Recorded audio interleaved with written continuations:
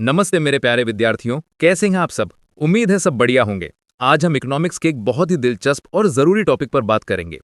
Government budget की funding कैसे होती है, यानी सरकार अपने खर्चे पूरे करने के लिए पैसा कहां से लाती है और कैसे मैनेज करती है। चलो एक कहानी से शुरू करते हैं। मान लो तुम्हारे घर में शादी है। अब शादी में खर्चे तो बहुत होंगे, है ना। खाना, डेकोरेशन, कपड़े, मेहमानों का आना जाना। तो तुम क्या करते हो, पहले देखते हो कि तुम्हारी जेब में कितना पैसा है, मम्मी पापा कितना देंगे, और अगर कम पड़ जाए तो किसी से उधार भी लेते हो। बिल्कुल ऐसा ही कुछ सरकार भी करती है। A, public finance versus private finance, सरकारी वित्त और निजी वित्त। देखो, जैसे तुम्हारा घर एक परिवार चलाता है, वैसे ही देश को सरकार चलाती है। और जैसे तुम्हारे घर के खर्चे और इनकम होती है, वैसे ही सरकार की भी होती है। लेकिन कुछ बड़े फर्क हैं पब्लिक फाइनेंस और प्राइवेट फाइनेंस में। मकसद यानी ऑब्जेक्टिव। प्राइवेट फाइनेंस में मेरा मकसद ज्यादा से ज्यादा अपना फायदा यानी प्रॉफिट कमाना होता है। लेकिन सरकार का मकसद समाज का भला करना यानी सोशल वेलफेयर होता है। रोड बनाना, अस्पताल बनाना, स्कूल खोलना, ये सब। जबरदस्ती यानी कंपल्शन। क्या मैं तुमसे जबरदस्ती पैसे ले सकता हूं? नहीं। लेकिन सरकार टैक्स के जरिए तुमसे पैसे ले सकती है और ये कानूनी होता है। उधार यानी बोरोइंग। मैं उधार लेता हूं तो मेरी हैसियत देखी जाती है। सरकार भी उधार लेती है, लेकिन उसके पास पूरे देश की गारंटी होती है। और तो और सरकार नोट भी छाप सकती है, हालांकि इसके अपने साइड इफेक्ट्स हैं। Time horizon. मैं आज का सोचता हूं, ये ज्यादा से ज्यादा अगले साल का। सरकारें 5 साल, 10 साल, कभी कभी तो 20-25 साल आगे का सोचकर प्लान बनाती हैं। गोपनीयता यानी सीक्रेसी। मेरे पैसे का हिसाब मेरा पर्सनल है, मैं किसी को नहीं बताता। लेकिन सरकार के पैसे का हिसाब यानी बजट सबके सामने पब्लिक किया जाता है। क्यों? क्योंकि ये तुम्हारा पैसा है। तो समझ आया प्राइवेट फाइनेंस और पब्लिक फाइनेंस में क्या फर्क है? एकदम साफ है ना। B, sources of government revenue यानी सरकार की आमदनी के जरिए। अब बात करते हैं कि सरकार के पास पैसा आता कहां से है। इसके दो बड़े सोर्स हैं। टैक्स रेवेन्यू यानी कर राजस्व। ये वो पैसा है जो सरकार हम जैसे लोगों और कंपनी से टैक्स के रूप में लेती है। ऑल्टरनेटिव फॉर्म्स ऑफ टैक्सेस यानी टैक्स के अलग अलग रूप। प्रोग्रेसिव टैक्स, ये वो टैक्स है जिसमें इनकम ज्यादा तो उसे ज्यादा टैक्स देना पड़ता है। जैसे अगर मैं 10 लाख कमाता हूं तो मुझे 10% टैक्स देना है, और अगर तुम 1 करोड़ कमाते हो तो तुम्हें 30% टैक्स देना होगा। ये इनकम टैक्स इसका बेस्ट एग्जाम्पल है। इससे समाज में अमीरी गरीबी का फर्क कम करने में मदद मिलती है। प्रोपोर्शनल टैक्स यानी आनुपातिक कर। इसमें इनकम चाहे जितनी भी हो, टैक्स की दर यानी रेट एक जैसी रहती है। जैसे चाहे मैं 1 लाख कमाऊं या 10 करोड़, सबको 15% टैक्स देना है। अब ये बहुत कम इस्तेमाल होता है, लेकिन एक जमाने में कुछ देशों में था। डायरेक्ट एंड इनडायरेक्ट टैक्सेस यानी प्रत्यक्ष और अप्रत्यक्ष कर। डायरेक्ट टैक्स वो होता है जो सीधे उस इंसान पर लगता है जिस पर इसका बोझ पड़ता है। मैं कमाता हूं तो मैं ही टैक्स देता हूं। इनकम टैक्स और कॉर्पोरेट टैक्स इसके उदाहरण हैं। इसे किसी और पर टाला नहीं जा सकता। इनडायरेक्ट टैक्स यानी अप्रत्यक्ष कर। ये वो टैक्स है जो किसी और पर लगता है, लेकिन उसका बोझ हम पर आ जाता है। जैसे तुम एक बिस्किट का पैकेट खरीदते हो, उस पर जीएसटी लगी है। वो जीएसटी कंपनी ने सरकार को दी, लेकिन उसका पैसा उसने तुमसे ही वसूल किया। Sales tax, excise duty, custom duty और अब हमारा प्यारा जीएसटी, ये सब इनडायरेक्ट टैक्स हैं। इसका बोझ टाला जा सकता है। Concept of GST. अरे वाह, जीएसटी इसका पूरा नाम है गुड्स एंड सर्विसेज टैक्स। पहले क्या होता था, हर चीज पर अलग अलग टैक्स लगते थे। सेल्स टैक्स अलग, एक्साइज अलग, सर्विस टैक्स अलग। बहुत झमेला था। सरकार ने कहा कि क्यों ना इन सबको मिलाकर एक टैक्स बना दे, बस बन गया जीएसटी। ये एक अप्रत्यक्ष कर है यानी इनडायरेक्ट टैक्स है। इसका मकसद है वन नेशन वन टैक्स। इससे चीजों का दाम थोड़ा स्थिर रहता है और टैक्स चोरी करना मुश्किल हो जाता है। तुमने देखा होगा, आजकल तुम कुछ भी खरीदो, बिल में जीएसटी जरूर लिखा होता है। ये एक डेस्टिनेशन बेस्ड टैक्स है, यानी जहां चीज कंज्यूम होती है वहां लगता है। अब नॉन टैक्स रेवेन्यू यानी गैर कर राजस्व। अब बताओ, क्या सरकार सिर्फ टैक्स से ही पैसा कमाती है? नहीं, और भी तरीके हैं। जैसे फीस, तुम ड्राइविंग लाइसेंस बनवाते हो, पासपोर्ट बनवाते हो, कॉलेज की फीस भरते हो, ये सब सरकार की आमदनी है। जुर्माना यानी फाइन्स एंड पेनल्टीज, अगर तुम रेड लाइट जंप करते हो तो चालान कटता है ना, वो पैसा सरकार के पास जाता है। ब्याज यानी इंटरेस्ट रिसीट्स, सरकार ने किसी राज्य को या किसी और देश को लोन दिया है तो उस पर जो ब्याज मिलता है वो भी आमदनी है। मुनाफा यानी profits of public sector undertakings, सरकार की भी अपनी कंपनियां होती हैं, जैसे एलआईसी, इंडियन रेलवेज। अगर इन्हें फायदा होता है तो वो भी सरकार की आमदनी है। उपहार और अनुदान यानी गिफ्ट्स एंड ग्रांट्स, कभी कभी दूसरे देश या इंटरनेशनल ऑर्गेनाइजेशंस भारत को पैसा देते हैं, वो भी इसमें आता है। तो मेरे दोस्तों, अब समझ आया सरकार की जेब में पैसा कहां कहां से आता है। ठीक है, अब आगे बढ़ते हैं। C, concept of government budget and budgetary deficit, सरकारी बजट और बजटीय घाटे का कॉन्सेप्ट। अच्छा, अब फिर से शादी वाले उदाहरण पर आते हैं। तुमने अपना बजट बनाया, कितना पैसा आएगा और कितना खर्च होगा। अगर तुम्हारी इनकम 1 लाख है और खर्चा 1,20,000 है, तो 20,000 का क्या हुआ? घाटा। बिल्कुल ऐसा ही सरकार का भी होता है। बजट ये सरकार के एक फाइनेंशियल ईयर का, आमतौर पर 1 अप्रैल से 31 मार्च की अनुमानित आय यानी एक्सपेक्टेड इनकम और अनुमानित व्यय यानी एक्सपेक्टेड एक्सपेंडिचर का लेखा जोखा होता है। अब अगर सरकार की इनकम कम है और खर्चे ज्यादा हैं, तो इसे कहते हैं बजटरी डेफिसिट यानी बजटीय घाटा। ये कई तरह का होता है। रेवेन्यू डेफिसिट, राजस्व घाटा। इसका मतलब है जब सरकार की राजस्व प्राप्तियां यानी रेवेन्यू रिसीट्स उसके राजस्व व्यय यानी रेवेन्यू एक्सपेंडिचर से कम होती हैं। राजस्व प्राप्तियां ये वो इनकम है जिससे न तो सरकार की कोई संपत्ति कम होती है और न कोई देनदारी बढ़ती है, जैसे टैक्स। राजस्व व्यय ये वो खर्चे हैं जिनसे न तो सरकार की कोई संपत्ति बनती है और न देनदारी कम होती है, जैसे सरकारी कर्मचारियों की सैलरी, पेंशन, सब्सिडी। अगर सरकार अपनी रोजमर्रा की जरूरतों को पूरा करने के लिए भी उधार ले रही है, तो इसका मतलब है कि राजस्व घाटा है। यह अच्छा संकेत नहीं होता। फिस्कल डेफिसिट, राजकोषीय घाटा। यह सबसे ज्यादा देखे जाने वाला घाटा है। इसका मतलब है सरकार के कुल खर्चे यानी टोटल एक्सपेंडिचर और कर्ज को छोड़कर उसकी कुल आमदनी यानी टोटल रिसीट्स एक्सक्लूडिंग बोरोइंग्स के बीच का अंतर। सीधे शब्दों में सरकार को अपने सारे खर्चे पूरे करने के लिए कितना पैसा उधार लेना पड़ेगा, वो है fiscal deficit. Fiscal deficit is equal to कुल व्यय माइनस राजस्व प्राप्तियां प्लस गैर ऋण पूंजीगत प्राप्तियां।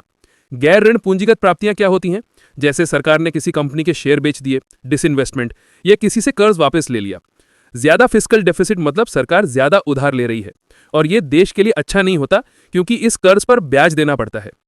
प्राइमरी डेफिसिट यानी प्राथमिक घाटा, यह फिस्कल डेफिसिट से थोड़ा अलग है। यह हमें बताता है कि सरकार को इस साल कितना उधार लेना पड़ रहा है अगर हम पुराने कर्जों पर दिए जाने वाले ब्याज यानी इंटरेस्ट पेमेंट्स को हटा दें। Primary deficit is equal to fiscal deficit minus ब्याज भुगतान। अगर प्राइमरी डेफिसिट 0 है, तो इसका मतलब है कि सरकार जो भी उधार ले रही है वो सिर्फ पुराने कर्जों पर ब्याज चुकाने के लिए ले रही है, अपने नए खर्चे पूरे करने के लिए नहीं। ये एक अच्छी स्थिति मानी जाती है। Monetisation of fiscal deficit and inflation, राजकोषीय घाटे का मुद्रीकरण और महंगाई। अब सोचो सरकार के पास पैसा कम पड़ गया और उसे उधार भी कोई नहीं दे रहा, तो सरकार क्या कर सकती है? वो आरबीआई से कह सकती है कि भाई मेरे लिए नए नोट छाप दो। जब आरबीआई नए नोट छापता है और वो सरकार के पास जाते हैं, तो इसे कहते हैं मॉनेटाइजेशन ऑफ फिस्कल डेफिसिट यानी राजकोषीय घाटे का मुद्रीकरण। इसका सीधा असर क्या होता है? मार्केट में पैसा बढ़ जाता है। जब पैसा ज्यादा होता है तो लोग ज्यादा चीजें खरीदने लगते हैं, लेकिन चीजें तो उतनी हैं, तो क्या होगा? चीजों के दाम बढ़ने लगेंगे, यानी इन्फ्लेशन आ जाएगी, महंगाई आ जाएगी। जैसे पहले 10 लोग थे और 10 बिस्किट थे, सबको एक एक मिल गया। अब 20 लोग आ गए, लेकिन बिस्किट अभी भी 10 ही हैं, तो बिस्किट का दाम बढ़ जाएगा। इसलिए सरकारें कोशिश करती हैं कि राजकोषीय घाटे का मुद्रीकरण न करना पड़े। बैलेंस्ड बजट मल्टीप्लायर यानी संतुलित बजट गुणक, ये एक इकोनॉमिक्स का छोटा सा कॉन्सेप्ट है। ये कहता है कि अगर सरकार अपने खर्चे यानी गवर्नमेंट एक्सपेंडिचर और टैक्स यानी टैक्स दोनों को बराबर मात्रा में बढ़ाए, तो नेशनल इनकम उतनी ही मात्रा में बढ़ती है। जैसे अगर सरकार ने 100 रुपए का खर्चा बढ़ाया और 100 रुपए का टैक्स भी बढ़ा दिया, तो देश की कुल इनकम भी 100 रुपए से बढ़ जाएगी। ऐसा इसलिए होता है क्योंकि गवर्नमेंट खर्चे का प्रभाव ज्यादा होता है और टैक्स का प्रभाव थोड़ा कम होता है। हालांकि ये थोड़ा थियोरेटिकल कॉन्सेप्ट है, रियल वर्ल्ड में इसे पूरी तरह से लागू करना मुश्किल होता है।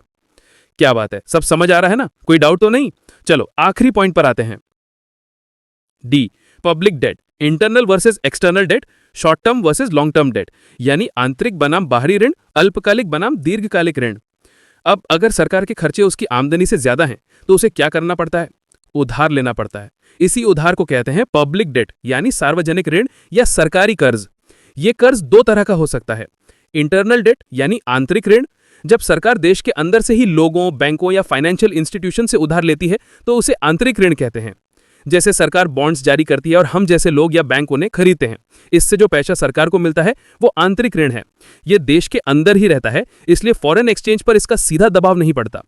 एक्सटर्नल डेट यानी बाहरी ऋण, जब सरकार दूसरे देशों की सरकारों, इंटरनेशनल ऑर्गेनाइजेशन जैसे वर्ल्ड बैंक या IMF या विदेशी बैंकों से उधार लेती है, तो उसे बाहरी ऋण कहते हैं। जैसे भारत सरकार ने जापान से बुलेट ट्रेन प्रोजेक्ट के लिए लोन लिया, यह बाहरी ऋण है। इसका एक बड़ा रिस्क होता है फॉरेन एक्सचेंज रेट का। अगर रुपए की कीमत गिर जाए तो इस कर्ज को चुकाना और महंगा हो जाता है। कर्ज चुकाने की अवधि के हिसाब से भी ये 2 तरह का होता है। शॉर्ट टर्म डेट यानी अल्पकालिक ऋण, ये वो कर्ज होता है जिसे सरकार को 1 साल या उससे कम समय में चुकाना होता है। जैसे ट्रेजरी बिल्स इसका उदाहरण है, जो 91 डेज, 182 डेज या 364 डेज के लिए होते हैं। ये सरकार की रोजमर्रा की कैश जरूरतों को पूरा करने के लिए होते हैं। लॉन्ग टर्म डेट, दीर्घकालिक ऋण, ये वो कर्ज होता है जिसे सरकार को 1 साल से ज्यादा समय में चुकाना होता है, आमतौर पर 5 साल, 10 साल या उससे भी ज्यादा। सरकार के बॉन्ड्स जैसे गवर्नमेंट बॉन्ड्स इसके उदाहरण हैं। ये बड़े प्रोजेक्ट्स जैसे इंफ्रास्ट्रक्चर या बड़े बजट डेफिसिट को फाइनेंस करने के लिए लिए जाते हैं। तो दोस्तों, समझ आया सरकार कैसे अपने फाइनेंस को मैनेज करती है, कहाँ से पैसा लाती है, और अगर पैसा कम पड़ता है तो क्या होता है। मुझे लगता है अब तुम्हें गवर्नमेंट बजट की पूरी कहानी एकदम क्रिस्टल क्लियर हो गई होगी। चलो एक बार फटफट से रिकैप कर लेते हैं। Summary bullet points.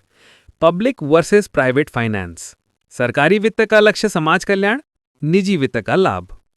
सरकार टैक्स लगा सकती है, उधार ले सकती है, नोट छाप सकती है।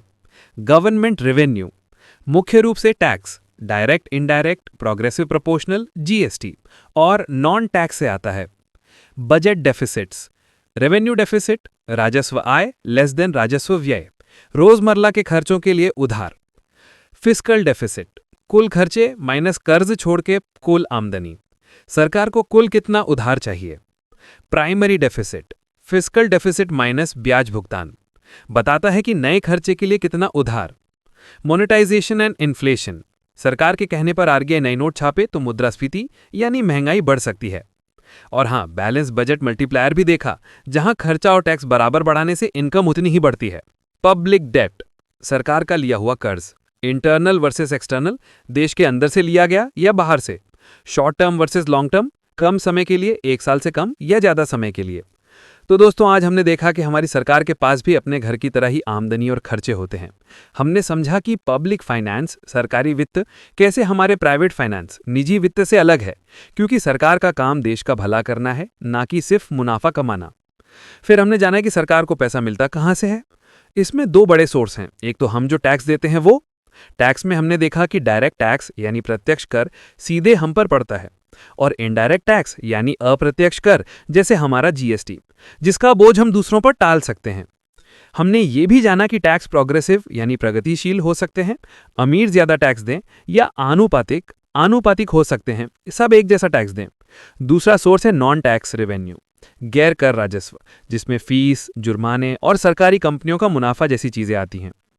अब अगर सरकार की आमदनी कम पड़ जाए और खर्चे ज्यादा हो तो क्या होता है? घाटा। इसे हम बजटीय डेफिसिट कहते हैं, बजटीय घाटा। हमने 3 तरह के घाटे समझे। सबसे पहले रेवेन्यू डेफिसिट, राजस्व घाटा, जो बताता है कि सरकार अपने रोजमर्रा के खर्चों के लिए भी उधार ले रही है। फिर आया सबसे जरूरी फिस्कल डेफिसिट, राजकोषीय घाटा, जो बताता है कि सरकार को कुल कितना उधार लेना पड़ेगा। और आखिर में प्राइमरी डेफिसिट, प्राथमिक घाटा, जो फिस्कल डेफिसिट से ब्याज चुकाने का हिस्सा हटा के बताता है कि नए खर्चे के लिए कितना उधार चाहिए।